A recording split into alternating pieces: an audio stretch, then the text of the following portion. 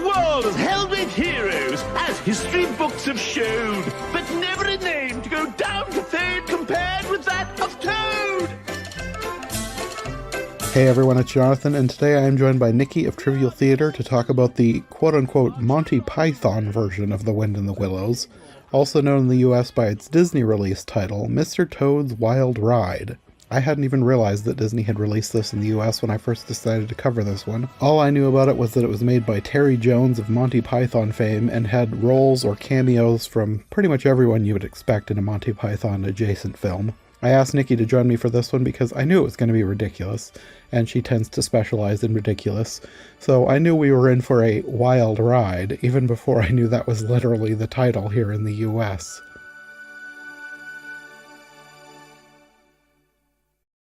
This ended up being way different than I was expecting.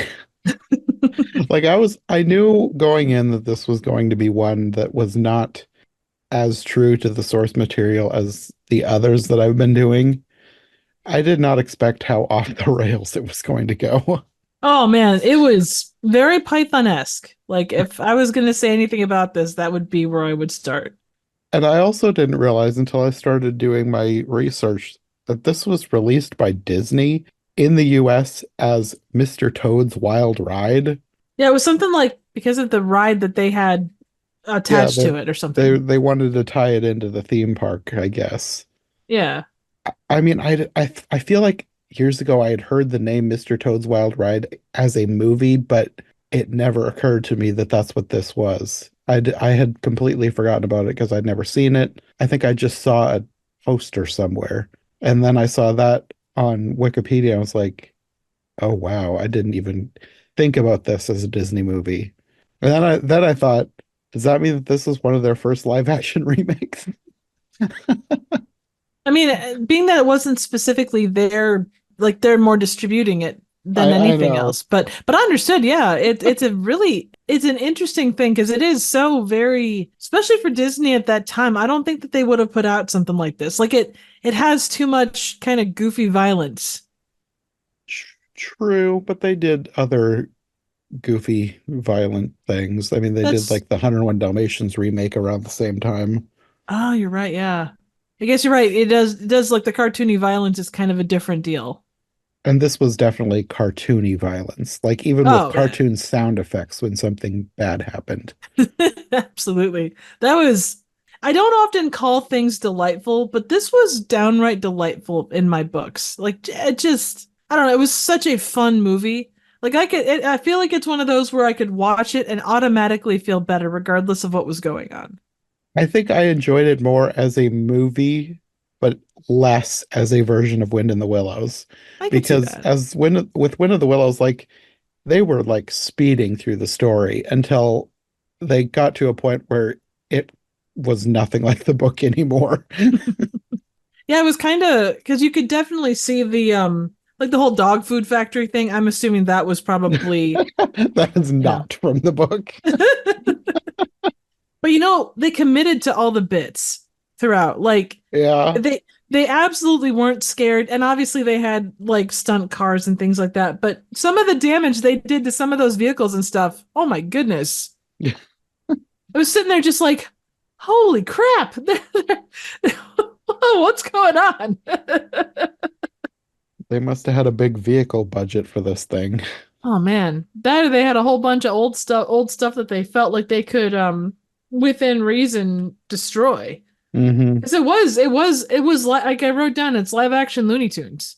Yeah, it really was.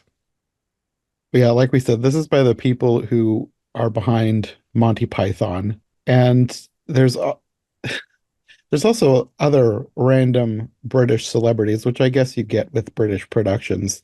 Oh, absolutely. And that's they tend to be like there's so much more crossover between like TV and film when you're talking about the UK, I feel like. Mm-hmm.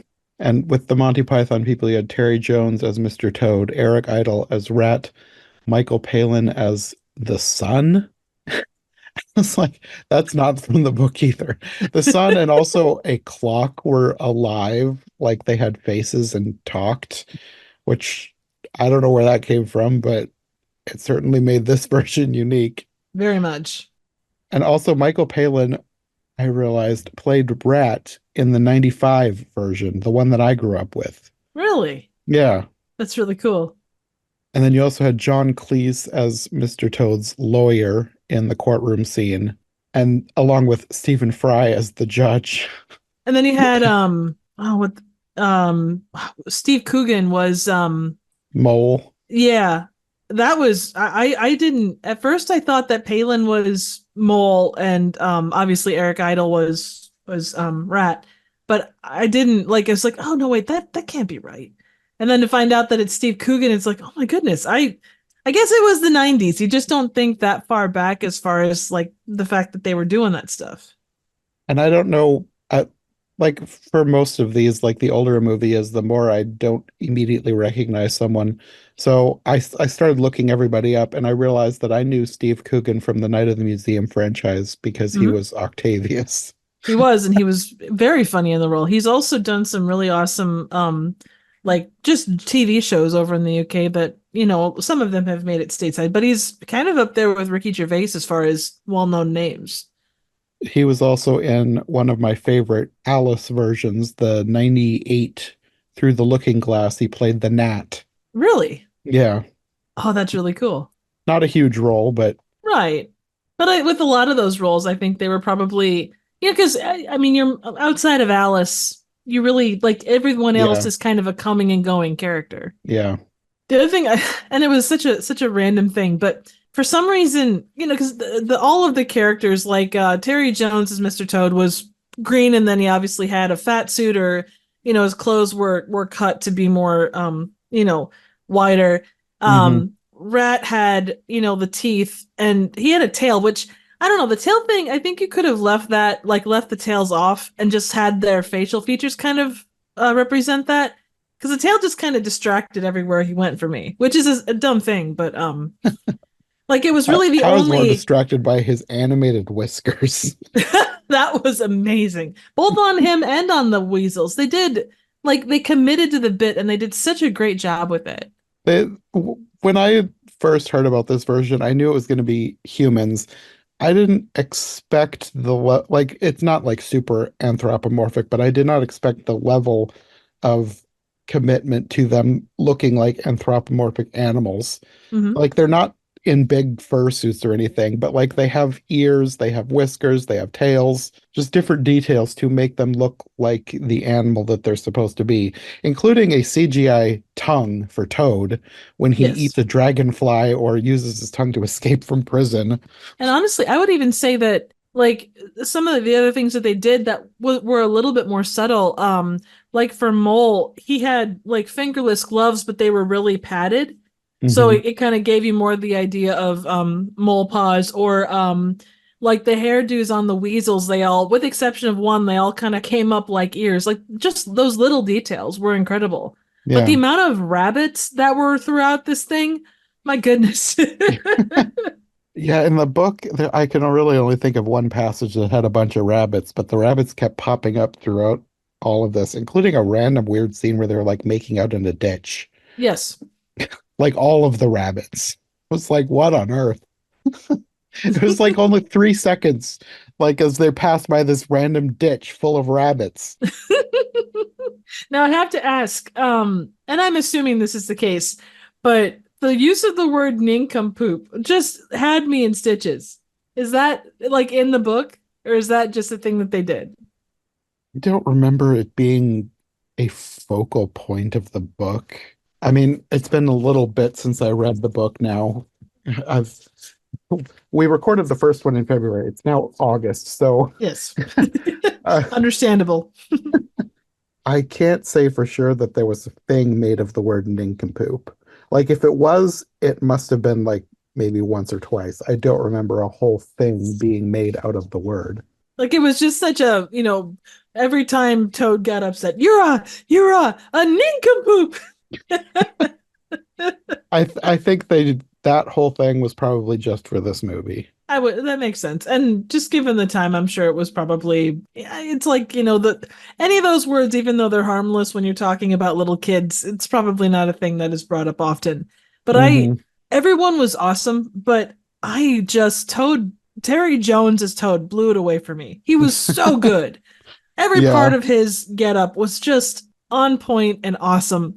And not that he didn't have range, but it just, I don't know. He just played it so good. hmm I feel like everyone did really well in their roles. Like they weren't all like super true to the book, but the way they did it made it so I didn't really care. Because a lot of times I'm more picky about like if they get the characters right. And I think that they stayed true to like the spirit of the character, but then they did their own things with each one of them. Right. And that's very much a Python thing. But like right at the beginning, I could tell that we were in for something different because it seemed like it was going to start out normal because as in the book, it started out at Mole's house, but it immediately goes off the rails when his home gets dug up by weasels and a steam shovel. It was like, what is happening here? I think you could even take it a little further back with the clock, the fact that the clock had an actual face. That's true. That was also strange, and it kept getting stranger as it seemed like the clock was dying halfway through the movie, and he never died. I was like, No. what are they doing with this clock?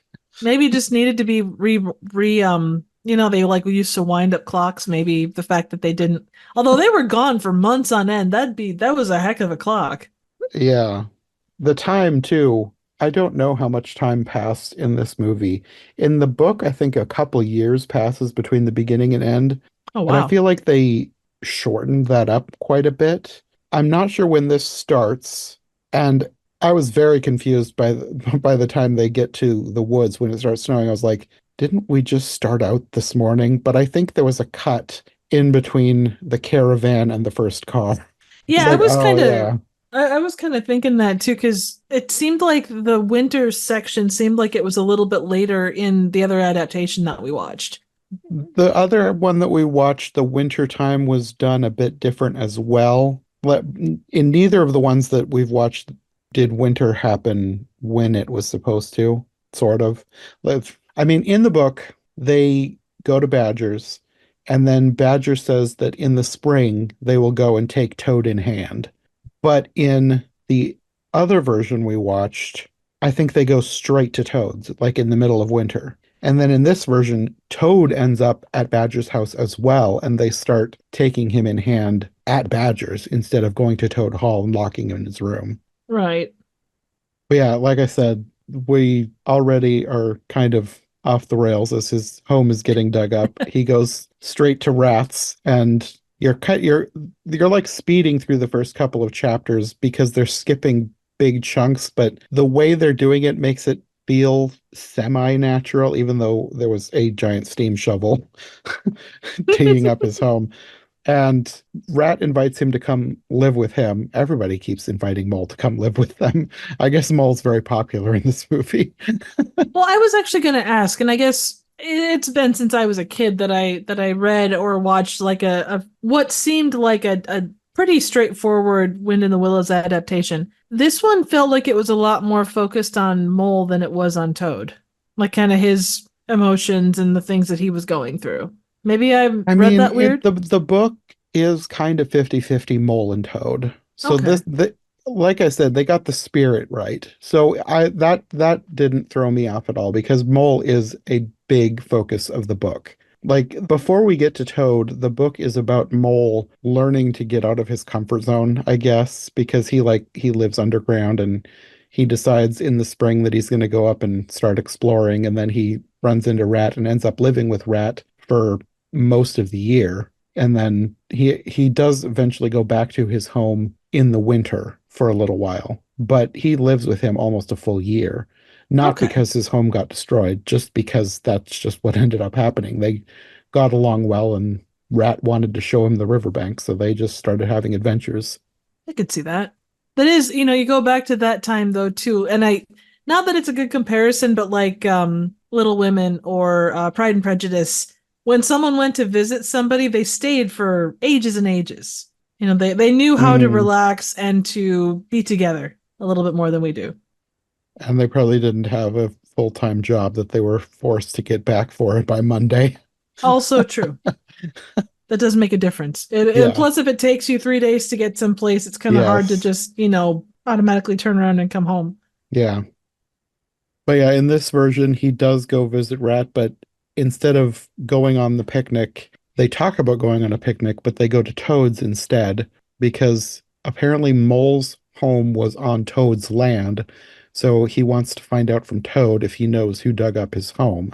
And this movie is also sort of a musical. Like they sometimes have a musical number. It's not like a full-on musical, like everybody's singing all the time, but every once in a while you just have a random musical number, including On the Way to Toads, with Rat singing about messing about on the river. And that was from the book, like the whole talking about messing about on boats. And Huh. I think there might have been a poem there. I don't remember if they used exactly the words from the book, but this whole bit was from the book. They just put their own spin on it.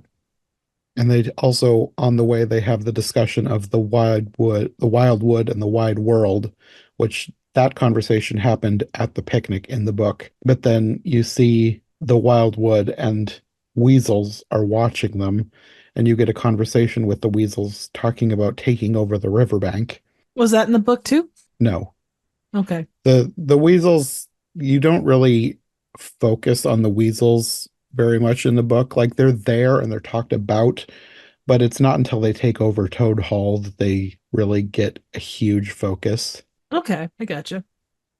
So they get to Toad Hall and the building, I was like, that place looks familiar. So I looked it up. It's Kentwell Hall in Suffolk, and it was used in the 2005 Lion, the Witch, and the Wardrobe. I was thinking it looked really familiar because there are those certain halls that they always look like you know them. Hmm. It was used in several things, but that was the one that I specifically knew. Okay. Cool. So Mole tells Toad what's happened, and Toad is excited to hear that his home has been destroyed because he wants him to come live with him. And we're going straight into the caravan. He wants to go on the road and live in this basically mobile home, which did happen in the book, but it wasn't like a, hey, you don't have a home anymore, move in with me type of thing. It was just, Right. hey, well, let's go on a trip. And he also reveals that he sold the field to the weasels because he needed money, I guess, for this cart. So they set out on the cart, but they barely get out the gate before they get run off the road. Like, I think in the book, they're on the road for at least a day because I know that they spend at least one night out because there's a whole conversation. But here they leave and then get run off the road almost immediately. And then this is where the time jump, I think, happens because you transition from the cart crashing to Toad getting his own car. And when that happened, I thought it didn't occur to me that they were going to be jumping ahead months. So I was very confused when I realized the seasons were changing. Well, not that they don't change in the UK, but it's definitely a different kind of change than what we're used to here. Mm. And the emphasis might just not have been on that either. So there is something too about the way that Terry Jones goes boop boop. He had a good Toad voice. Oh, he had a great Toad voice. He even had a really good Toad as the tea lady voice, like that. Regarded the Pythons did the Pepper Pot ladies really, really well. So by nature, they could do a really good kind of like that kind of tea lady. Is a tea lady a thing? Because I saw a credit in the credits that said tea lady. I was like, what does that mean? And then we got to that point and the jailer's daughter introduced her aunt as the tea lady. And I was like, okay. Because in the book, it's a washerwoman. So It might just be lady a someone. thing? I would assume for the UK. I mean, from like Dan that we both know. I mean, tea is such a big thing over there. I would assume that Mhm. they probably have, like when you go on you go on a train, they have the trolley where you can get sandwiches and drinks and stuff. I would assume Oh, then is and that a now tea that lady? yeah. So she Okay. dishes out tea, probably puts has sugar and milk and whatever other stuff you would put in tea. Hmm. That's Okay. what it looked like at least. So I would assume it was a thing. It was such a British production. I would have a hard time thinking that it wasn't a thing. Yeah. Because it was weird. With the exception of the guards at the jail, They did have a little bit the aesthetic felt a little later than what the one that we watched back in February was. The time was confusing to me because like there's a steam shovel and like that does not feel early 1900s. But then the guards are like medieval guards, like they're dressed like knights. So it was weird, and they didn't their outfits weren't 100% like a complete one to one. But if you go to the Vatican, they have this Swiss guards that are specific to like watching over the Pope. They've got the what are they called? Halliburtons, like the really tall axe things. Mm, But they've got like the puffy breeches and the those hats. It is like not a one to one like just color wise, but the look of the outfit is right on.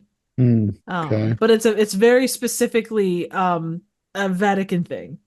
Apparently, it was designed by I think Da Vinci.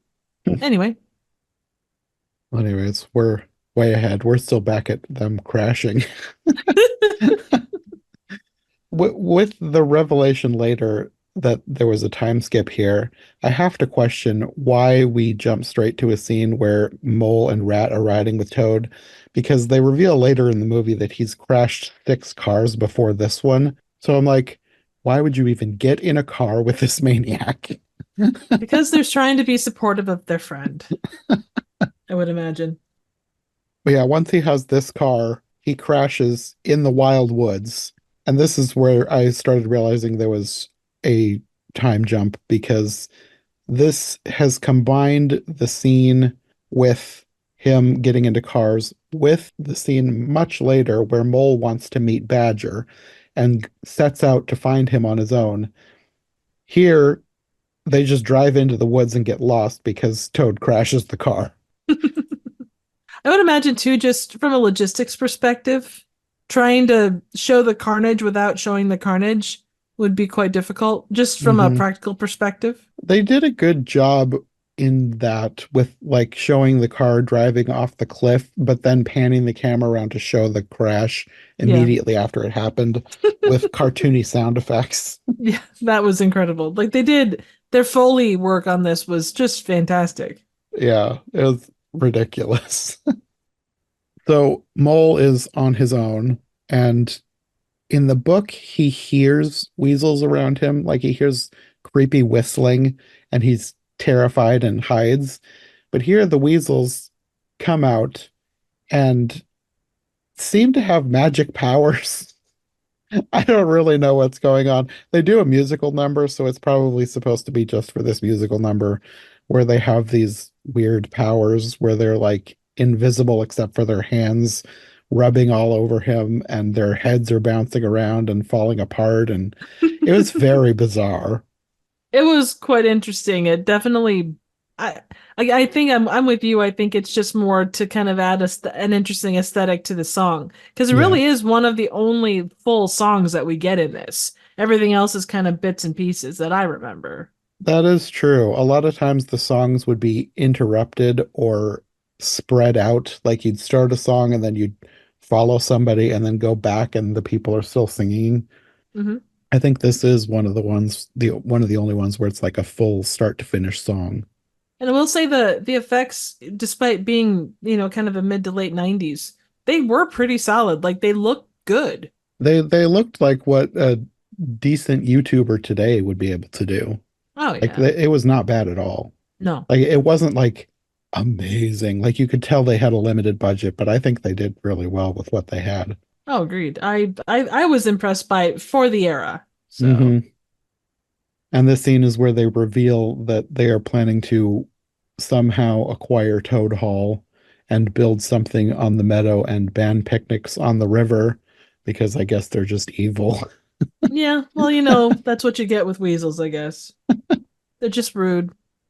And then after they finish the song, they leave and find Toad, and you don't know what they're talking him, but they're offering him some way to fund a new motor car. So then we get back into semi-book accurate with Rat trying to find Mole, and then it starts snowing, and they go and come across Badger's house, and then fill him in on everything that's going on. And that's where they reveal that this is the 7th car that Toad had crashed. And then Toad shows up. So they skip straight to taking Toad in hand, not in the spring. They do it at Badger's, which was interesting. Like all the changes that they made to the book, like to speed things up, I felt like they did it pretty naturally. It didn't feel like it was obviously not true to the book, but I felt like they did a good job in making it feel Right. like it belonged in this story. Oh yeah. I mean, there were some things that were obviously kind of updated for modern audiences, but generally speaking, I wouldn't have given it a whole lot of thought beyond the basics. But don't they go back to Toad's place, don't they? They do, but Not right away. you have the whole scene with Toad getting lectured and Oh his yeah, fake yeah. repentance and then admitting he's It not was in the other sorry at room. all. It was the other room. It was a different place, a different time. And in the book, this is where they lock him in his room after he admits that he's not actually sorry at all. But in this one, they lock him in a basket and then they head for Toad Hall through a network of tunnels, which Badger talks about this humans used to live here. So I guess this was the sewers. And then, like, I know we get humans later, but at that point I was like, is this supposed to be like some sort of post-apocalyptic after human civilization?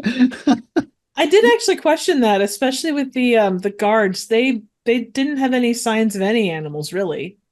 Yeah, no, I think it's probably not supposed to be that, but now I kind of want a post-apocalyptic Wind in the Willows. Well, you know what? Add it to the list of things that you need to create. Because if anybody can do it, it's you, my friend. I feel like it could make sense Oh because yeah, like there are humans in the book, but you could easily replace them with other animals. I would agree. And it's there's that thing about the fact that the Jetsons, if you go by certain conspiracy theories, the Jetsons actually come before the Flintstones. I've heard that. Right, or there's a whole Pixar theory about how the books lay out or the movies lay out and such. This is Uh-huh. just a variation on that. Yeah. Pixar should do this. Pixar You should sh- do this. Pixar could oh, do a Wind in the Willows version and make it post-apocalyptic. have Brad Bird do it since he's so good at those kinds of ones. Yeah, yeah. He'll probably be too busy on Incredibles 3, 4, and 5. Yeah. And then this is where we kind of sort of have it like it's not from the book, but in at this point in the book is where you get the scene where Mole and Rat go back to Mole's house. But in the book, they sort of clean it up and I think they spend Christmas there. But here it's just the ruins of the dug up home, and this is where you get the dying clock. It's like this is rather grim for how ridiculous this movie is otherwise. It was quite an interesting scene because it happens a few times. Hmm.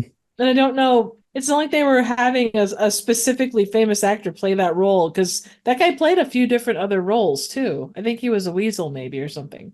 Yeah. No, it's just I expected it to be like a super famous cameo, but I don't think it was. So yeah, I don't know. I don't really know what they were going for with giving the clock a face. I suppose that, at least with like Looney Tunes and things like that, there's always that cheeky thing about a clock face.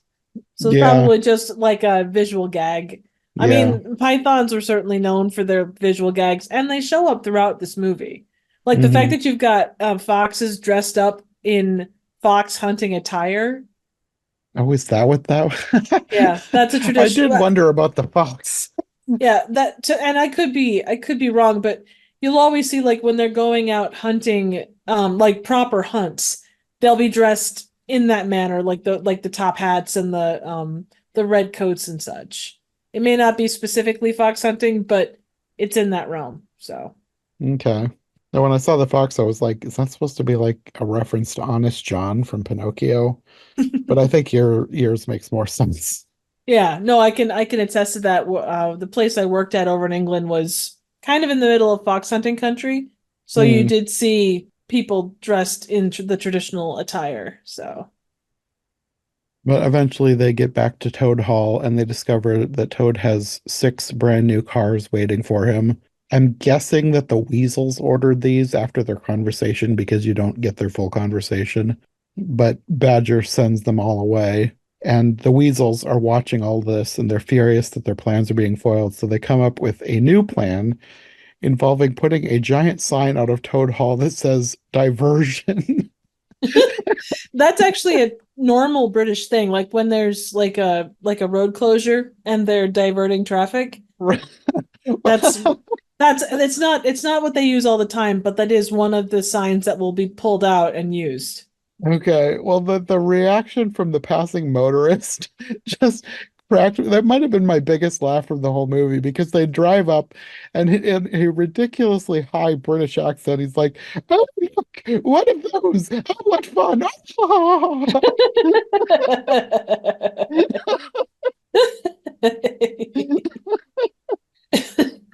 And I guess the diversion was just to make the cars drive in and circle the courtyard and drive out again. Well, I think because Toad was kind of I'm assuming they knew that Toad was over to the side. So they got the folks out of the car so they would stop to do lunch, and then that gave Toad the opportunity to get into the car and go. That's the way I took it, but maybe I'm off. No, because that happened later. Oh, okay. I think the plan was just to have the cars drive in so that Toad is constantly hearing them. So he can Oh, never that part. Gotcha. Yeah. he always has them on the mind that way. So Right. he can never get over his mania. Because in a later scene, you have Rat talking to him, talking about he wishes he would get over this because it's been months. So I think this diversion thing has just been going on for months, and Toad is just crazy. Well, the when he's driving the car in his bedroom, that was so funny. That's the third Pretending. crash today. Yes. Which I think is from the book too, but they really hammed that up. They did. They did. In fact, we had a chamber pot as a I think that was a chamber pot as a steering wheel. That was great. At this point, Toad tricks Rat into planning a picnic for them, saying that it might be the very thing to cure his mania, which Rat has apparently been trapped here with Toad for months, so he wants to get back to the riverbank, even if it's still winter. I'm assuming this is like the end of winter because it was the beginning of winter when they first got back to Toad Hall. Because it's still snowy, but it's been months, so I'm assuming this is about the end of winter. And then this is where Toad escapes. And he sings a song from the book, and this song keeps coming back. In the book, this song happened towards the end, but it kind of made sense to bring it up and then have it keep coming back as this boastful song that he's singing about himself. Yeah, he is quite full of himself, there's no doubt. And this is the song, I think it's been used in pretty much all of the versions, a different music each time, of course, because it's like written like a poem in the book. But I always find it fun to see how each movie decides to use this song. That's a nice little thing from movie to movie as well. Hmm. So then, as he escapes, it goes pretty much like I expected, but very quickly. He gets out, goes to a pub, a couple drives up, and he spots their car, steals it, and then literally immediately crashes it. He doesn't waste any time with that beautiful machine. Yeah. And then in the book, it is pretty quick. Like, there's hardly any time spent between him crashing and the courtroom scene. So it makes sense that this all happens pretty quick. And I love the way they handle the courtroom scene. I loved Stephen Fry as the judge and John Cleese as his lawyer. Oh, no doubt. And from Python, John Cleese just does so many amazing solicitors. It is incredible the what he brings to that role. I wanted more of this lawyer. Oh yeah. I Well, wish he'd and had a bigger role. if you do want, like I say, the actually a fish called Wanda, he plays a solicitor and does a great job there. But for this level of camp, you definitely have to go back to Flying Circus, and there's Mm, several instances where he's a lawyer. okay. Yeah, he was hilarious. Yeah, no, he's very good. I think he might have actually, and I might be wrong on this, but I think he was actually studying to be a lawyer, Mm, which is why he plays okay. one very well. I could be wrong, but I think that's what he was going to college for. That's a pretty big career twist from lawyer to ridiculous funny man. Well, both make people laugh for the different reasons. I would say for this scene, at least for the first half, a lot of the dialogue is from the book. I don't know if it's ad-libbed or not. A lot of John Cleese's dialogue was not from the book, but all the stuff, including the original sentencing, was from the book. But then they add in a scene with Badger, Rat, and Mole trying to testify on Toad's behalf, and Toad refuses to listen and starts going crazy, bouncing around the courtroom, insulting everyone. And his sentence is increased to 100 years, which that was not from the book. And at this point, Badger basically washes his hands of Toad and leaves. I can see that. So we go to the prison, which I had to look up this location also, Dover Castle in Kent. And this was used as a location in the 2014 version of Into the Woods and also Avengers Age of Ultron. I could totally see that. So Dover is on the very south end of England. So it's if you ever hear the cliffs of Dover, these beautiful white cliffs, that's where Dover is. Okay. But that is one thing I got thinking about, when it comes to like classic cars and castles and manor houses and all that stuff, they are spoiled for choice when it comes to period pieces. Like you just have to, go to the next town over and there's probably a manor house that's been restored. Yeah, I didn't do like a full deep dive, but I went down a mini rabbit hole of looking up like English castles and houses and locations for filming. Just there's so many places that it would be fun to go visit. Oh, absolutely. And all of that stuff. There's so much cool history. You could spend weeks in just a singular town. Yeah. So after this, they add in a scene that is sort of based on the book. In the book, you find out later about the weasels taking over Toad Hall. This movie shows it, but instead of it being Mole and Badger watching Toad Hall, it's Rat and Mole because Badger's done with Toad at this point. They also have a scene where Mole wants to tunnel in and free Toad, which is not from the book. And then this is where they're interrupted by the weasels who crash in, trash the place, and evict them. And this is where the whole movie starts really straying from the book. It goes off the rails quite quickly. Yes, even more so than the beginning with digging up his hole, which I thought that was going off the rails. No, because when they're thrown out, they find barrels full of explosives and bones for some unknown reason. You find out later why, but it's just random explosive barrels and barrels of bones outside, which is bizarre. And Rat decides he's going to switch all the labels. He's a smart guy. Yeah. I will say, Idol's Rat is really played like, not that Eric Idle can't play subdued, but he plays it a lot more subdued than what I would have expected from Eric Idle generally. Well, that's kind of interesting because to me, this portrayal of Rat was a little bit more, not that this version is crazed, but it's more, I don't know, animated than I would have expected with Rat, because Rat is supposed to be like the more serious and down to earth one, usually.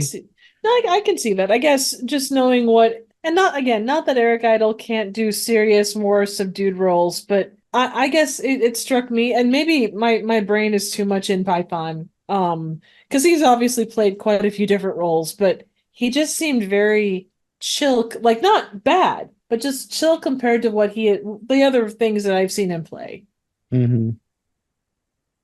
Well, back at the prison, I don't know how long Toad spends in prison, but it's not as long as the book, because in the book, he's there so long that he's like super depressed and he stops eating. And the jailer's daughter starts visiting him because she feels bad for him. Here, apparently she's in love with him. Although in the book, Toad thinks that she's in love with him, but he says something about it would never work because of their stations or whatever, because she's a lowly worker in a jail and he's a high society Toad or whatever. That is a huge difference. Yes. Here she's actually in love with him, apparently. I don't know why, but oh well. She really has a thing for green skin. I guess so. So she comes in with a newspaper and tells him that the weasels are planning to knock down Toad Hall, and if he wants to do something about it, she can help him escape. And this is where you find out her aunt is a tea lady.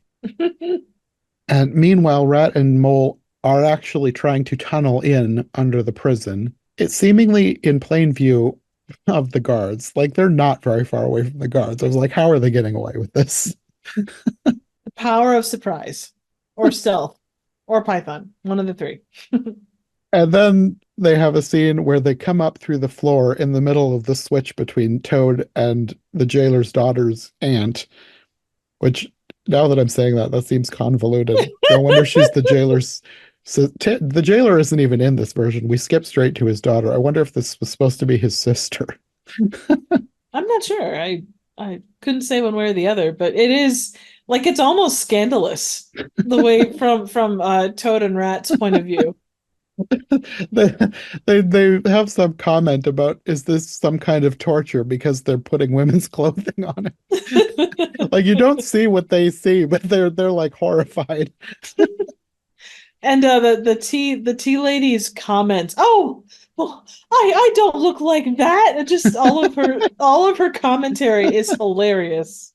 I feel like there is a line in the book about Toad being like miffed that he thinks, or that they think that he can pull off this disguise, and some line about, well, my aunt has a very fine figure for what she is, and he has a fine figure for what he is. But I feel like they took that line and then took it to a ridiculous place with her insulting his looks. But then Mole and Rat reveal themselves, but he doesn't want to tunnel out with them. He wants to actually escape on his own for whatever reason.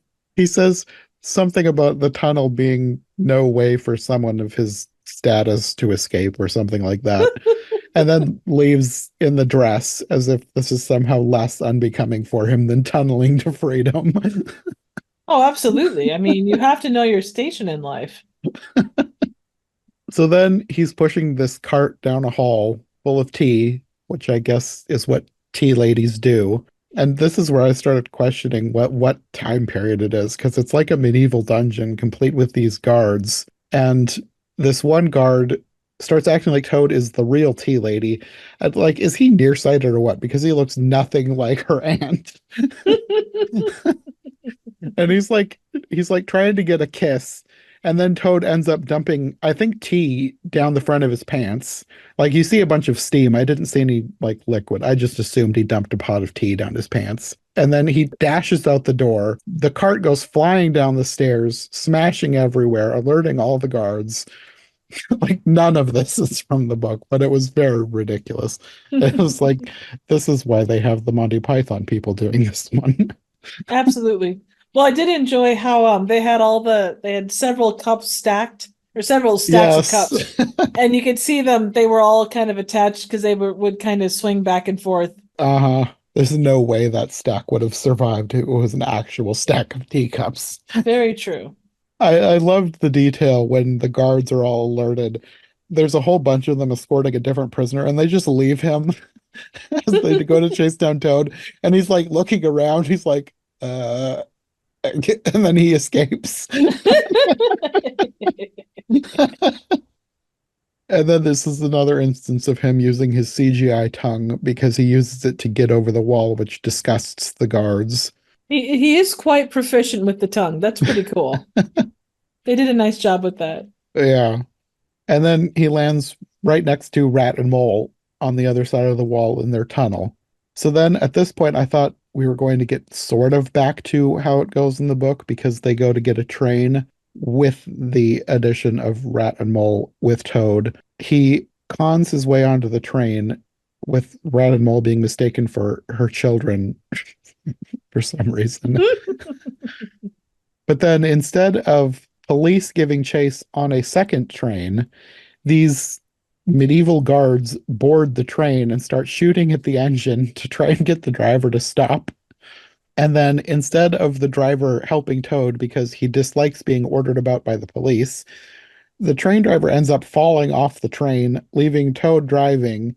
And then Rat and Mole end up disconnecting the cars, but then end up on the wrong side of the cars, leaving Toad by himself after all, speeding off on the engine and then crashing the engine. So then he's on his own anyways, and I was like, okay, now they're getting back to the way it goes in the book. And then they don't. at all. He gets into an argument with the son and then runs into the weasels again. They tell him that they have a new motor that they want him to test, and then they toss him in their car and take him away.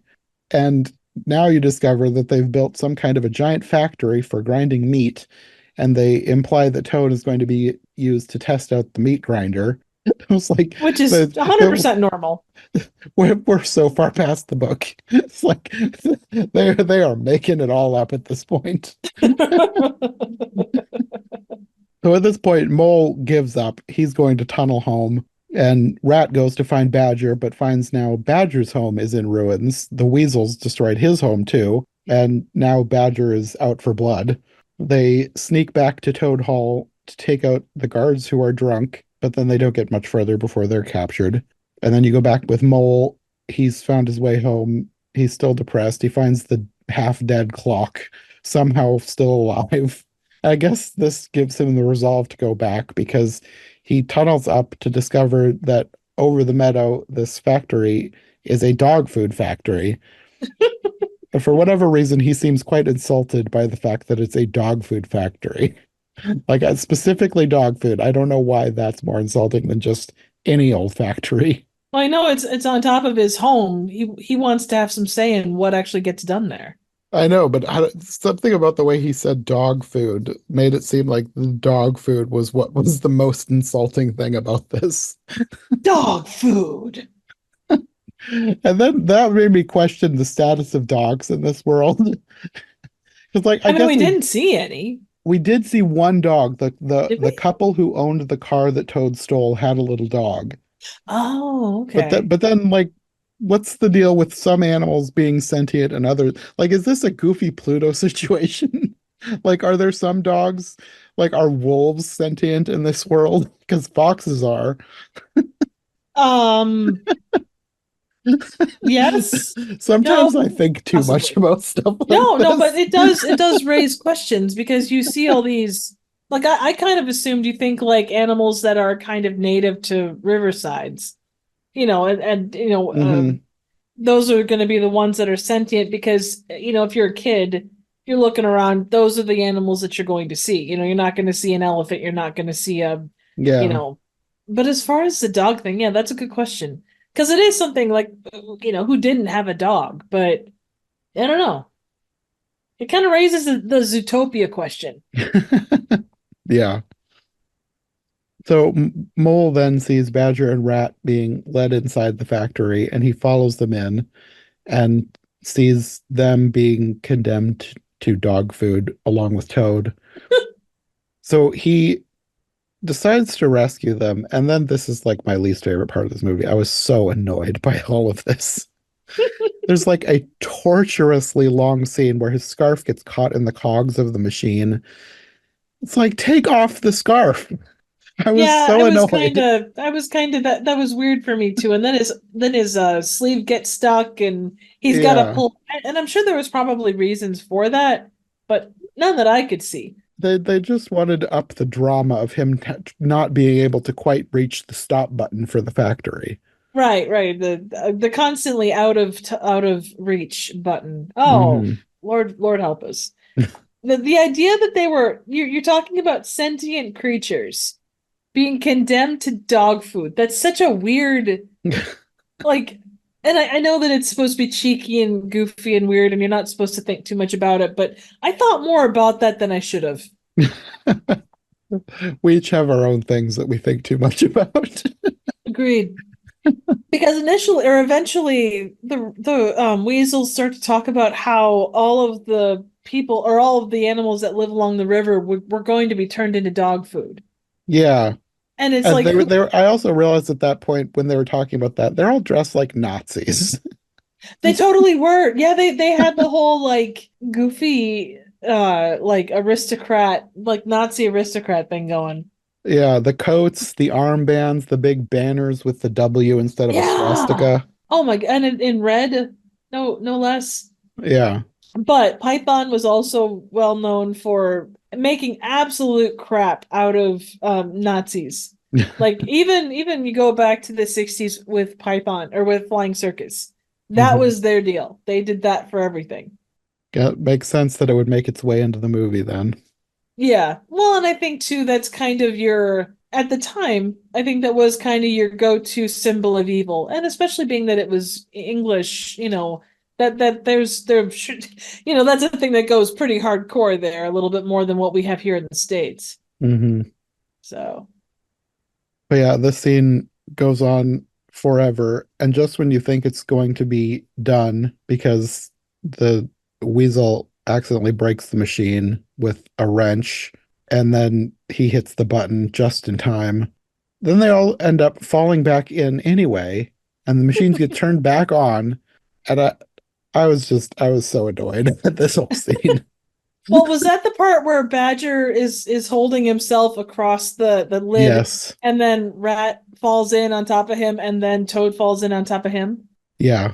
Yeah, because they escaped the first time, and then there's like one weasel left. I think the others left, or I don't know. So a bunch of the weasels are gone. And then something happens, and then they all end up falling in again.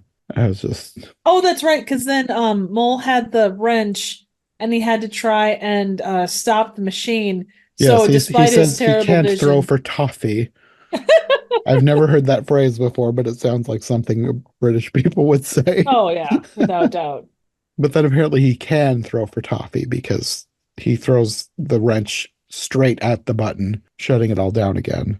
But hooray, our heroes are saved. So then we go back with the weasels. They're throwing a party, and this is where you get the revelation that they're planning on grinding up the entire population of the river. And the chief weasel tells everyone that he's blowing this place up in 10 minutes, whether or not anyone's still in there. And he tries to leave, but a couple of the others stop him and tell him they have a surprise for him, a birthday cake. And he goes to blow out the candles, and everybody ducks behind the table, and the cake explodes. I laughed way too hard at that. I don't know why. I think I just have a thing for explosions. So apparently these other two weasels have been plotting to murder the boss and take over, but now they can't decide who's going to be the leader, and they start fighting, and then all of the weasels start fighting. So Badger, Rat, Mole, and Toad come in and don't really have to do much fighting themselves. Everybody's taking everybody else out on their own. Yeah, they're not very good at being a unified front. So then they start singing like a quaint little victory song as they calmly beat up a few of the weasels. But meanwhile, the chief weasel isn't actually dead. Toad sees him sneaking out and follows him. And he's going back to the factory to get a detonator to blow up Toad Hall with everyone still inside. But of course, because Rat had earlier switched the labels between the barrels of explosives and the barrels of bones, the chief weasel ends up blowing himself up along with the factory instead of Toad Hall. And I don't think that detonator was attached to anything. I don't know. At this point, it doesn't matter. Yeah, true. It's basically a live action cartoon.